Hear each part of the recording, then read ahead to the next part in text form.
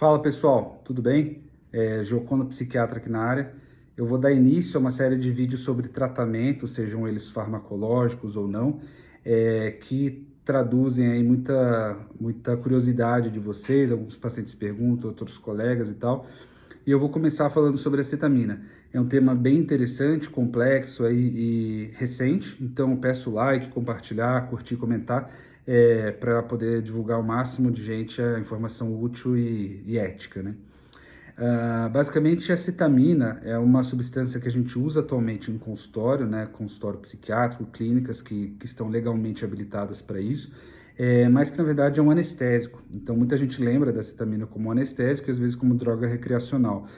Muita gente lembra também como um anestésico para uso veterinário, mas não é nada disso, tá? O que a gente usa aqui no consultório ou em clínicas é uma substância em doses menores, feitas para humano, e a história por trás disso, primeiro que a cetamina foi criada em 62, mas que viu-se um potencial terapêutico para a saúde mental, para sobretudo depressão, de 2, 3 décadas para cá. Ao acaso, né, algum curioso e inteligente acabou aplicando em doses menores e os pacientes relatando uma melhora, nossa, eu estou muito mais feliz, ou sei lá, estou com uma qualidade de vida melhor, e observou que isso se repetia, né, e que talvez pudesse ter alguma coisa por aí.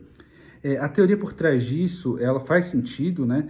Hoje a gente entende a depressão, sobretudo, como uma doença multifatorial, ou seja, não é só aquela coisa de serotonina baixa, como se falava antigamente ou ainda se fala, mas é uma doença genética de serotonina, não serotonina, de noradrenalina, enfim, N coisas, mas uma das novas modalidades de interpretação é que a depressão ela vem muito a partir de oxidação, de inflamação do cérebro, da produção de um monte de espécies reativas de oxigênio, né, que basicamente é um tóxico, né, uma intoxicação aos neurônios, e da falta de regulação de algumas outras substâncias, entre elas a serotonina, ou a recepção dessa substância pelo neurônio, ou a disponibilidade dela pelos neurônios, assim como o glutamato, por exemplo, né? Glutamato é um neurotransmissor que é excitatório, mas que em níveis inadequados pode ser tóxico.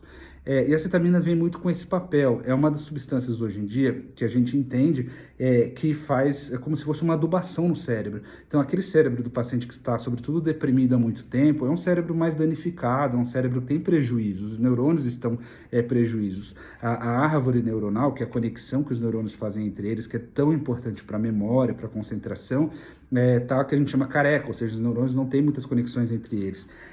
E a cetamina é uma das substâncias que estimula proteínas, por exemplo, o BDNF, que é uma proteína como se fosse um adubo, a construir novas ramificações, a se conectar melhor, mais e melhor, e além disso, promover o que a gente chama de neurogênese, que é a criação de novos neurônios e novas conexões. E aí a cetamina vem nesse contexto, tá? Então, um contexto de novas teorias, de novas fórmulas, de se tratar e entender a depressão. Hoje em dia, o Brasil aceita a cetamina como um tratamento, entende que é um tratamento, sobretudo para coisas de convênio, questões. O FDA, que é a Anvisa americana, também comprovadamente aceita a cetamina como uma substância padrão para o tratamento de depressão, e a gente há que entender que é um tratamento para uma depressão que a gente diz refratária ou resistente, ou seja, que não melhorou bastante ou não trouxe uma boa melhora com o uso, apesar do uso das medicações, das modalidades clássicas, né, medicação antidepressivo, psicoterapia, atividade física. E aí é dentro desse contexto que a cetamina brilha, né? Então são para pacientes que têm uma resistência, ou seja, não melhoram com tratamento convencional, e ou pacientes com pensamento suicida. Essa depressão, ela pode ser a depressão comum, pode ser a depressão bipolar, e ela tem ação sobre as duas, e tem ação sobre o pensamento suicida, a ação suicida, independente da depressão. A gente associa muitas vezes, né, depressão e suicídio, mas na verdade o paciente pode ter um comportamento suicida, atos suicidas, que não necessariamente estavam envolvidos com a depressão. Exemplo disso é a impulsividade, uso de droga durante o ato, né? E a cetamina tem um papel fundamental, incrível, uma das poucas substâncias, por exemplo, como lítio, como clozapina, que é um antipsicótico, que eletroconvulsoterapia, que melhora esse quadro e rápido. No consultório, em clínicas e tal, a gente aplica a cetamina de várias formas, né? Ainda não há um consenso de qual forma é melhor, se é subcutânea, se é intramuscular, intravenosa. Eu particularmente gosto muito de subcutânea, que eu acho que dá uma impressão menos de adoecimento do que ficar lá no centro de infusão, muitas vezes próximo a pacientes que há um adoecimento clínico importante, como quimioterapia e tal. Claro, né, são pacientes graves, mas que muitas vezes o paciente não se sente tão bem de estar ali. A quantidade de sessões varia de caso a caso, tem protocolos bem definidos para a depressão. Algumas outras áreas, por exemplo, o transtorno de estresse pós-traumático, transtorno obsessivo compulsivo, ansiedade, tem alguns estudos, tem pacientes que respondem bem a isso, mas o clássico mesmo ainda continua sendo a depressão ou seja, comum, como a depressão bipolar e o pensamento suicida, tá? Então é isso, gente. Eu falei um pouquinho sobre a cetamina, que é essa medicação que originou-se como anestésico, é utilizada como anestésico ainda.